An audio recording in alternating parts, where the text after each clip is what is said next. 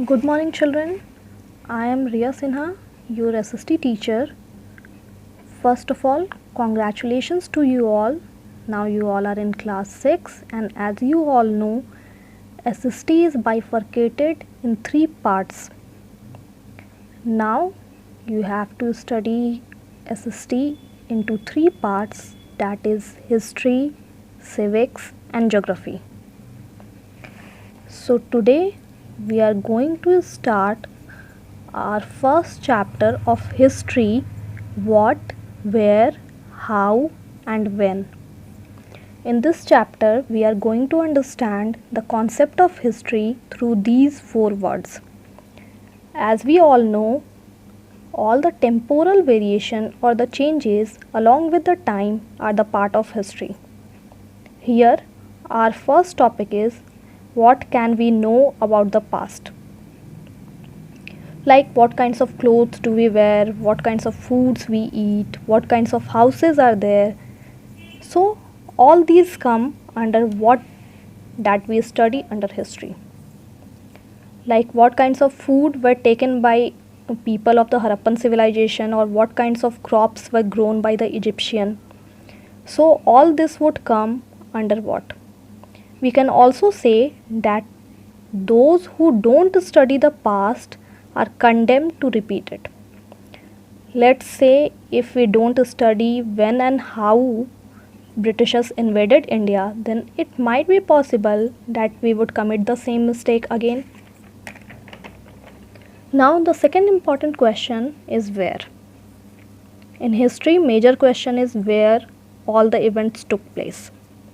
Like where did the revolt of 1857 start, and so on. In history we study the variation or change in the geographical area.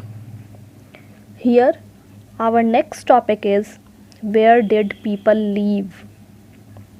People lived along the banks of rivers, and there were some of the skilled people who used to gather food, known as food gatherers, and sometimes they used to hunt animals also. Now see the map given in page number 2. See that map carefully. In this map, some of the areas are given where people first began to grow crops and rearing cattle. These are the areas where people developed agriculture about 8,000 years ago. After that, about 4700 years ago, some of the earliest cities developed on the banks of rivers, and later about 2500 years ago cities developed on the banks of Ganga and its tributaries, because there was availability of water and people can grow crops easily. As we all know, availability of water is one of the most important factor in the terms of growing crops. If we want to grow any kind of crop, then water should be available there. Area to the south of the Ganga was known as Magad at that time, where large kingdoms were set up by the rulers.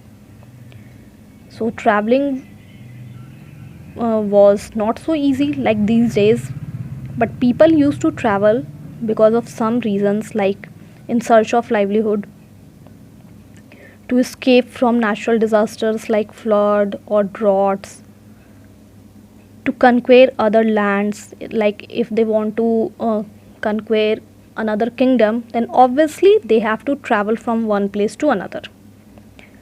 Sometimes religious teachers also walked from village to village to offer their preachings, and all these things led to the sharing of ideas between people.